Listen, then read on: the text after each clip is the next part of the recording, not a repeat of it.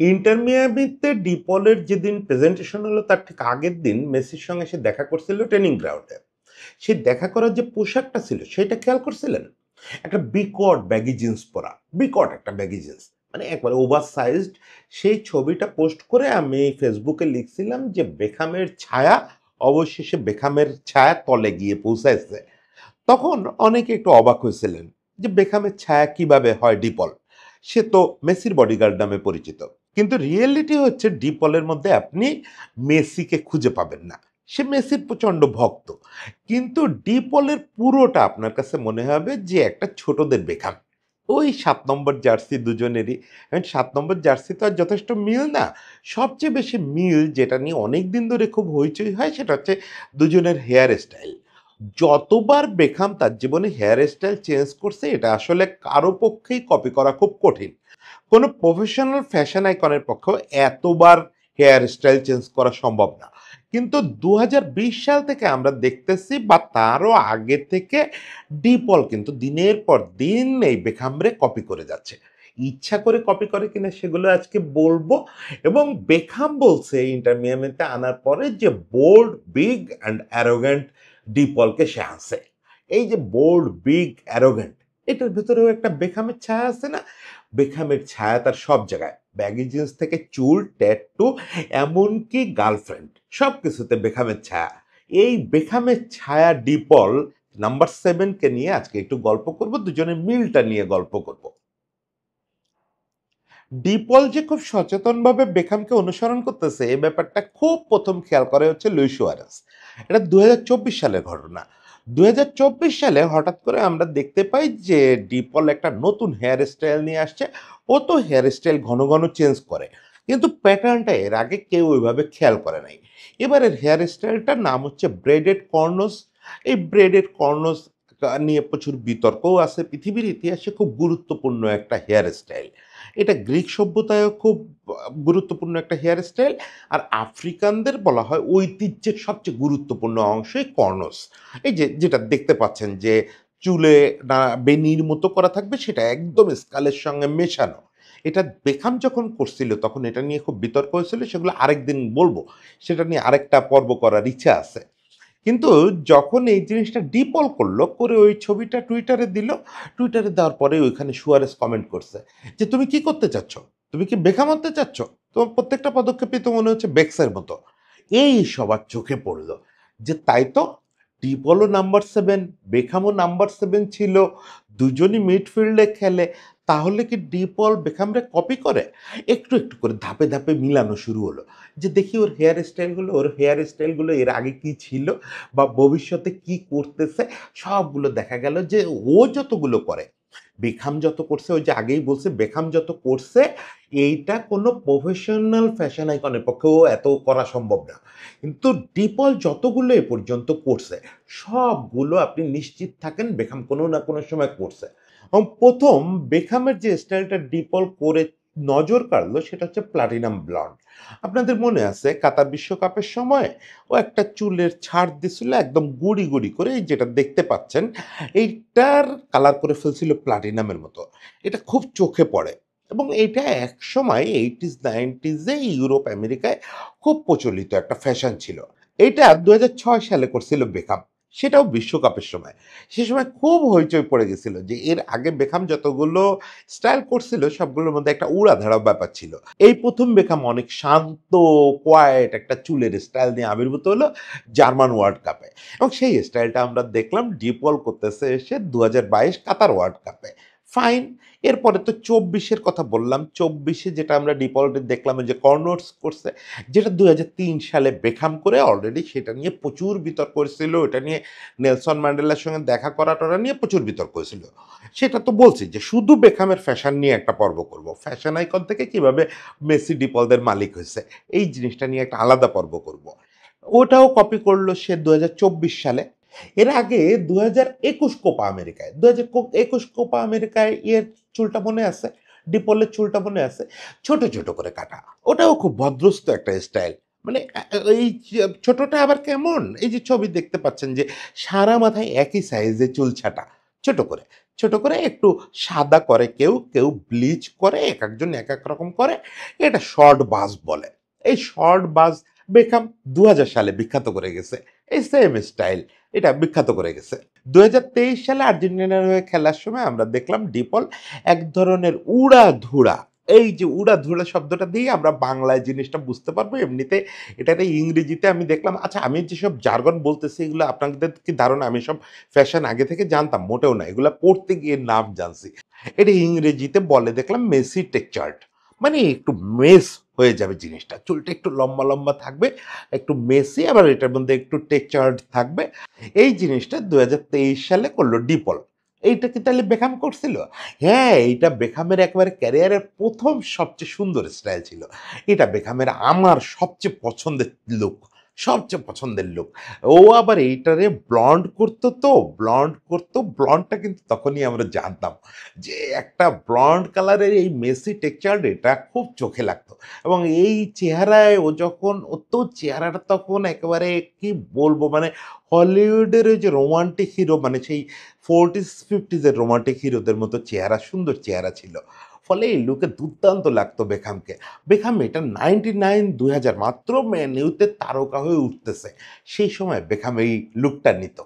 অ্যাথলেটিকোতে যোগ দেওয়ার পরে খুব অল্প সময়ের জন্য ডিপলরে আপনারা খুব ভদ্রস্থ একটা স্টাইলে দেখছেন। যে একপাশ থেকে চুল খুব ছোট করে ট্রিম করা এবং বাকিটা দারুণ করে আঁচড়ানো। এটারে কি যেন ফেড ওভার কম্প না কি যেন বলে। এই স্টাইলটা, এটাও কি শুধু ভদ্রতা দেখেও কপি করছে? না, এটাও বেকহামের স্টাইল। এটা বেকহাম শেষ দিকে করতেন। মানে এখন না। এখন বেকহাম যেটা করেন সেটা একদম আভিজাত্যপূর্ণ একটা স্টাইল। কিন্তু বেকহাম একদম রিটায়ারমেন্টের আগে, আগে কিছুদিন এই স্টাইলটা করছে। এটাও ডিপলের কপি করা হয়ে গেছে। এখন একটা মজার ব্যাপার সেটা হচ্ছে যে বেকহাম যে স্টাইলটা করে সবচেয়ে বেশি পৃথিবীতে নাড়া দিছিলেন সেটা হচ্ছে মহিকান। বেকহাম নিজে অন্তত ৭-৮ ধরনের মহিকান করছেন। এটারে মোহক বলে বা নানা রকম বলে। মহিকান স্টাইল, এই মহিকানের সঙ্গে আপনারা পরিচিত যারা দ্য এ টিম দেখতেন, সেই সিরিজ দেখতেন, সেখানে মহিকান কাট দেখছেন। মহিকান কাট তো 80s 90s এ পৃথিবী কাঁপাইছে। আমাদের দেশেই আমরা অনেক ছেলেপেলেরে দেখছি। মহিকানের নানা ভার্সন আছে। এখনো আমরা দেখি নেইমারও মহিকান করতো। ওই যে মাঝখান থেকে চুলটা একটু উঁচু থাকবে, আবার দুপাশ থেকে ছোট থাকবে, কেউ দুপাশ থেকে একটু এলোমেলো রাখবে, ব্লন্ড করবে, আবার কালারটা কিন্তু মাঝখান থেকে উঁচু থাকবে। এটা হচ্ছে একদম বাধ্যতামূলক।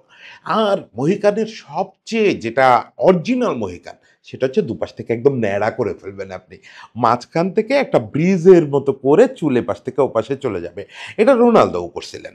একেবারে পিওর মহিকান সম্ভবত বড় স্টারদের মধ্যে করছেন শুধু বেকহাম আর হচ্ছে রোনালদো। বড় রোনালদো, রোনালদো ফেনোমেনন। কিন্তু মজার ব্যাপার হচ্ছে এই মহিকানটা এখনো পর্যন্ত ডিপল করার বোধহয় সাহস পায় নাই। কারণ এই মহিকান আসলে খুব সাহসী হেয়ার কাট, খুব সাহসী হেয়ার কাট। এটা করে বেরোলে মেসি আমার ধারণা ওরে খোঁচায় লম্বা বানায় ফেলবে। এবং বেকহামের এই যে অরিজিনাল মহিকান এটা তো মানে এর প্রত্যেকটা নিয়ে গল্প আছে। বলছি না যে আরেকটা পর্ব করব ফ্যাশন আইকন থেকে মেসিদের মালিক, ওই দিন এইগুলোর আবার বিস্তারিত গল্প বলবো। এর প্রত্যেকটা করে কি কি বিড়ম্বনায় পড়ছে।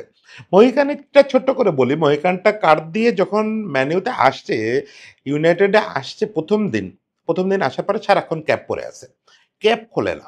কারণ ওদিকে তো বস মাঠে ঘুরতেছে মানে স্যার অ্যালেক্স ফার্গুসন। উনি তো আবার উড়াধুরা একদম পছন্দ করেন না। তারপরেও বেকহাম টুকটাক করতো, এটা উনি মেনে নিতেন। এই ছোটখাটো ডিজাইন মেনে নিতেন। আর এমনিতেই ওনার এই 92 ব্যাচটার উপরে একটা আলাদা স্নেহ ছিল। এই ব্যাচটার দিকে উনি একটু স্নেহের চোখে দেখতেন যে ঠিক আছে ওদের ছোটখাটো বদমায়েশি মাফ করে দেওয়া যায়। তাই বলে এইরকম মহিকান যে দুই পাশ থেকে ন্যাড়া করে মাঝখান থেকে এই ব্রিজ স্টাইলে রেখে দেওয়া, এটা তো উনি মানবেন না। ফলে বেকহাম আগে থেকে ক্যাপ পরে ঘুরতেছে, মাঠে প্র্যাকটিস করতেছে, করতেছে, দৌড়াদৌড়ি করতেছে, ওয়ার্ম আপ করতেছে, ক্যাপ খোলে না। হঠাৎ করে ফার্গির এটা চোখে পড়ছে। ফার্গি ডাক দিয়েছেন, এই ডেভিড এদিকে আসো। ক্যাপ খুললো না কেন, কি হচ্ছে তোমার? ও বলতেছে একটু মাথায় সমস্যা আছে এই জন্য ক্যাপ খুলতেছি না। তো ফার্গি বলতেছেন যে কি সমস্যার কারণে তুমি ক্যাপ খুলতেছো না? ক্যাপ না খোলা তো কোনো সমস্যার কারণ হতে পারে না, খোলো তো দেখি। সে খুব আপত্তি টাপত্তি করে এক পর্যায়ে খুলছে। খুলে বলছে যে এটা কি করছো তুমি? তুমি এখনই ভেতরে যাও, ভেতরে গিয়ে লকার রুমে গিয়ে এখনই পুরো শেভ করে আসবা। সে বলছে না আমি শেভ করব না। এই নিয়ে দুজনের ব্যাপক তর্কাতর্কি, এক পর্যায়ে ফার্গি তারে বলছেন যে তুমি যদি এটা শেভ না করে আসো আগামী দিন, তাহলে ওল্ড ট্রাফোর্ডে আর তোমার ঢোকা হবে না, এটা তোমার লাস্ট ডে। শেষ পর্যন্ত কিভাবে ফার্গিরে ম্যানেজ করা হয়েছিল সেগুলো অনেক গল্পের ব্যাপার, বললাম যে আবার বলবো। কিন্তু এই মহিকানটা এখনো পর্যন্ত ডিপল দেওয়ার সাহস পায় নাই। তার মানে কি ডিপল এখনো কোনো মহিকান দেয় নাই? না, শর্ট মোহাক বলে একটা মহিকান আছে, শর্ট মোহাকটা দিচ্ছে, দেখতেই পাচ্ছেন যে শর্ট মোহাকটা দিচ্ছে। এছাড়াও মানে এগুলো যে কয়টা নাম বললাম এগুলো সেন্সেশনাল হেয়ার স্টাইল। এছাড়াও নর্মালি ডিপল এখন আমি ভিজুয়ালাইজ করতে পারি, আমি তো ডিপলকে দেখতেছি মোটামুটি 2020 থেকে, 2020 থেকে ওরা আমি যত স্টাইলের দেখছি, যত রকম পোশাক আশাক বলেন, ট্যাটু বলেন, সব কিছুতে ওর ভিতরে বেখামের পরিষ্কার ছায়া আছে। ওর পোশাক ওই যে ব্যাগি জিন্সের কথা বললাম, শুধু ব্যাগি জিন্স না, all type of baggy. Baggy তাও হচ্ছে extra size, extra large size baggy. এই ব্যাগি পরে দুজনই স্ট্রিটে অনেকবার ক্যামেরায় ধরা পড়ছে। ব্যাগিটা আবার একটা মজা ছিল, বেখাম কোনো একটা কারণে ব্যাগি যখনই পড়তো সে ক্যামেরা এড়ানোর চেষ্টা করতো। আর ইংল্যান্ডে তো পাপারাজিরা আছেই, আপনি বেখামের অন্তত হাজার হাজার ছবি খুঁজে পাবেন পাপারাজিদের তোলা। সে শপিং করে ফিরতেছে বা ভিক্টোরিয়ার হাত ধরে হাঁটতেছে, ওই সময় হুট করে ক্যামেরার চোখে পড়ে গেছে। অনেক সময় দেখবেন যে ছবিটা আসছে দৌড়ানো অবস্থায়, মানে ও দৌড়াচ্ছে, মানে ও টের পেয়ে গেছে যে ওরা পাপারাজিরা ফলো করা শুরু করছে।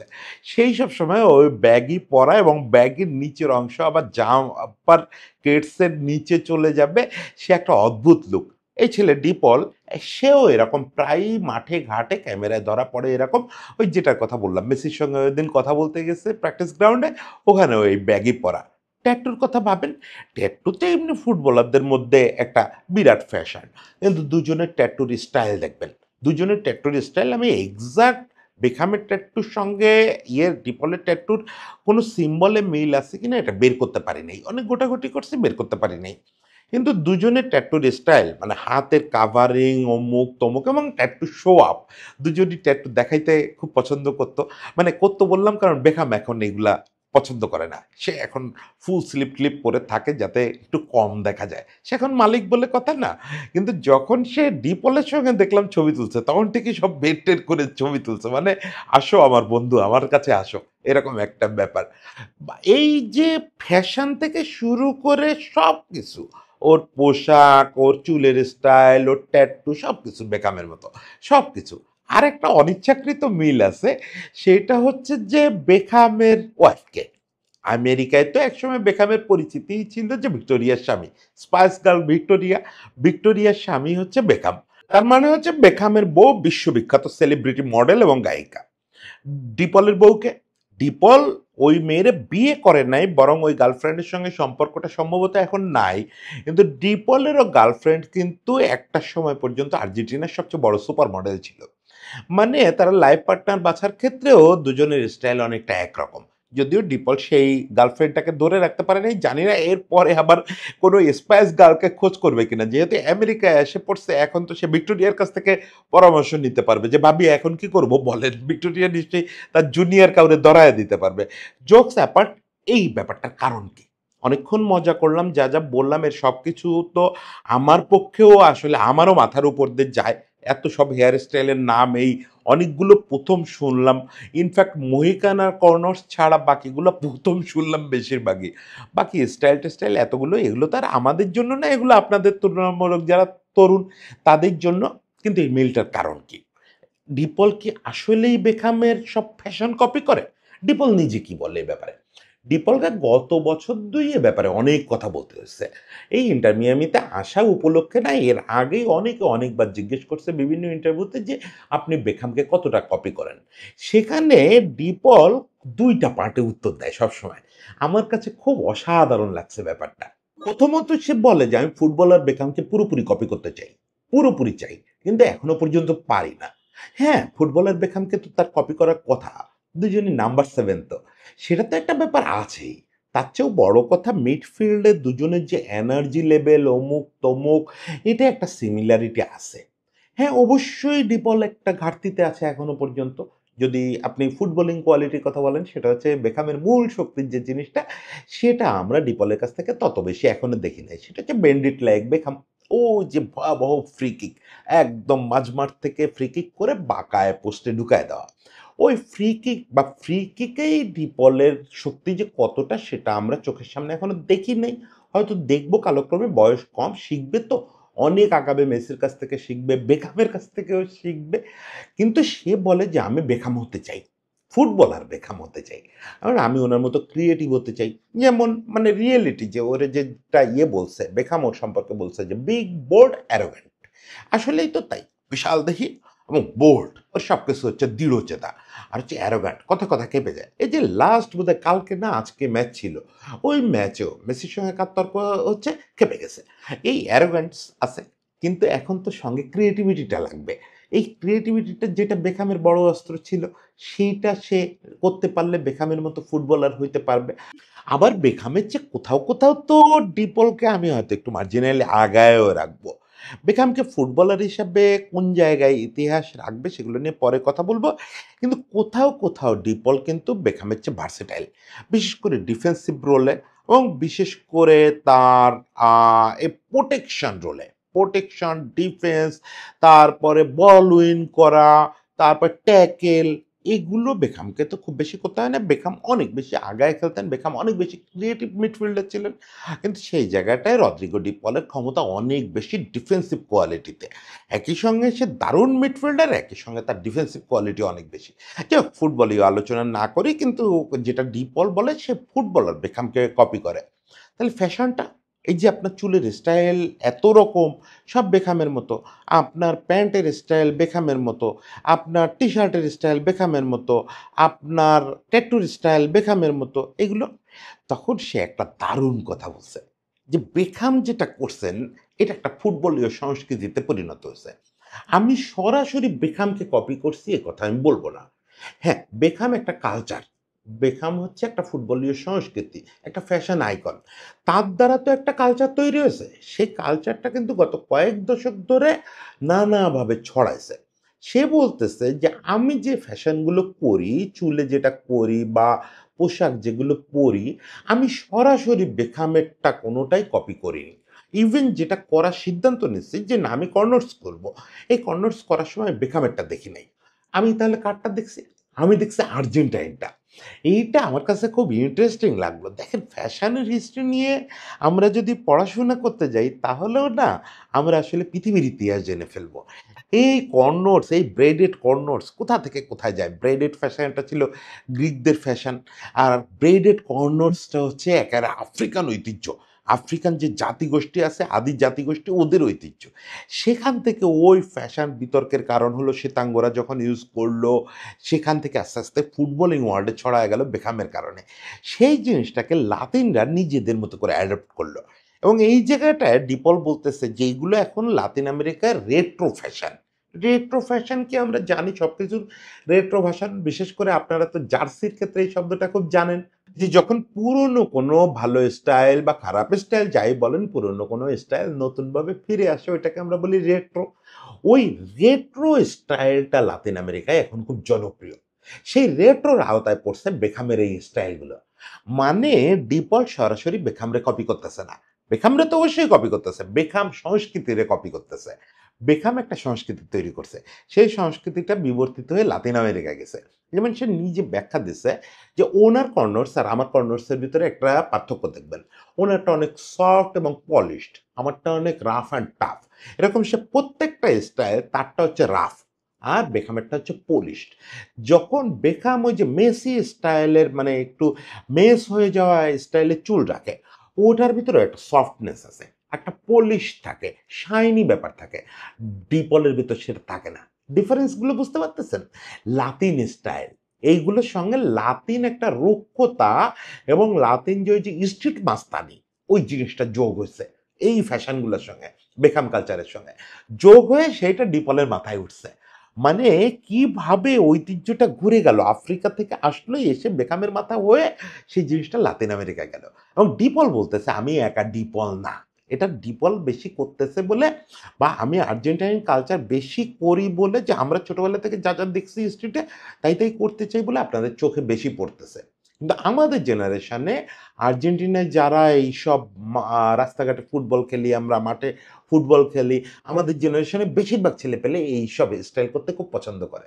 আমরা তো লিওদের জেনারেশন না, আমরা তো ওদের পরের জেনারেশন। এই জেনারেশন রেট্রো করতেছে, ইউরোপিয়ান রেট্রো আর্জেন্টাইন স্টাইলে করতেছে। এখান থেকে বেখাম এসে ঢুকলো আমাদের ডিপলের মাথায় এবং দুজনের দেখাটা হয়ে গেল। সেই জায়গাটায় ডিপল আবার এসে বলতেছে ফ্যাশনে ওনাকে ছুঁতে পারবো কিনা জানি না। একটু বড় হওয়ার পরে তো বুঝছি যে ফ্যাশন দুনিয়ায়, ফুটবল ফ্যাশন দুনিয়ায় আসলে উনি শেষ কথা। ফ্যাশনে ছুঁতে পারবো কিনা জানি না, তবে ফুটবলার হিসেবে ছুঁতে চাই। সেটা কদ্দূর কি হবে আসলে ওই ইকুয়েশন টিকুয়েশন তো এখনই করা কঠিন। ডিপল তো অলরেডি খানিকটা আগায় আছে, যেটা বললাম একটা বিশ্বকাপ জিতে ফেলছে, ২টা কোপা জিতে ফেলছে। সে তুলনায় তো বেখামের ন্যাশনাল টিমে অ্যাচিভমেন্ট খুব একটা না। আবার ক্লাবে বেখাম যা, সেটার মানে সমুদ্র পাড়েও পৌঁছাইতে পারে নাই ডিপল। পারার সম্ভাবনাও খুব কম। তারপরে হোক, দুজনের একটা সংমিশ্রণ হোক। এই জায়গাটায় বেখামের একটা কথা দিয়ে আমরা শেষ করি। বেখাম যেটা বলছেন যে বিগ, বোল্ড এবং অ্যারোগ্যান্ট, এটা হচ্ছে আমাদের ডিপল। কিন্তু সে কেন আনছে এই কথাটার জবাব দিতে গিয়ে সে আর ৩টা শব্দ বলছে: এক্সপেরিয়েন্স, প্যাশন, লিডারশিপ। বেখাম বলতেছেন যে ডিপলের মধ্যে ওর বয়স কম, তারপরেও ডিপলের মধ্যে আপনি পিপুল এক্সপেরিয়েন্স দেখতে পাবেন। মনে হবে ডিপলকে আপনার প্রতি মুহূর্তে মাঠে দেখে যে ওই সিচুয়েশন শতবার করে সামলাইছে, হাজারবার করে সামলাইছে। প্যাশন, ডিপলের প্যাশন নিয়ে নিশ্চয়ই আমাদের কিছু বলার দরকার নেই, ওটা বাদ দেই। ডিপলের প্যাশন আমরা যারা এটা শুনতেছি এবং বলতেছি আমাদের মুখস্থ হয়ে গেছে। শেষ কথা হচ্ছে লিডারশিপ। এই জিনিসটা উনি নতুন করে দৃষ্টি আকর্ষণ করেছেন আমাদেরকে। সেটা হচ্ছে যে যে মিডফিল্ডে সবাইকে সমন্বিত রাখা, এই কাজটায় আসলেই ডিপলের বিকল্প পাওয়া ভার। সেই জায়গাটায় বেখাম বলতেছেন যে ওর ফ্যাশন স্টাইল যেমনই হোক, সেটাতে আমার মজাই লাগে ওর ভেতরে এইগুলো দেখতে। কিন্তু এন্ড অফ দ্য ডে ওর এই লিডারশিপ, ওর প্যাশন এবং ওর এই যে অভিজ্ঞতা, এগুলো মিলায় আমি আশা করি ইন্টার মিয়ামি নেক্সট লেভেলে চলে যাবে ওর আর লিওর হাত ধরে। সেটাই হোক। বেখাম মালিক হিসাবে আরেক ধাপ আগায় যাক, একটা নতুন কিছু করে দেখাক। আর আমরা খুব দ্রুত আরেকটা কন্টেন্ট নিয়ে আসবো, যেখানে বারবার এই কন্টেন্টের মধ্যে যেটা কথা বলছে যে ফ্যাশন আইকন থেকে কিভাবে ক্লাব মালিক, মেসির মালিক হয়ে গেল ডেভিড বেখাম, এবং কেন আমি ডেভিড বেখামকে আধুনিক যুগের সবচেয়ে ভালো ফুটবল মেধার একটা মনে করি। অত বড় ফুটবলার না, কিন্তু কেন আমি সবচেয়ে ভালো ফুটবল মেধার একটা মনে করি। তার আগ পর্যন্ত ডিপল আর বেখামের এই মজাটা চলতে থাকুক। সবাই ভালো থাকবেন, সবাইকে শুভেচ্ছা।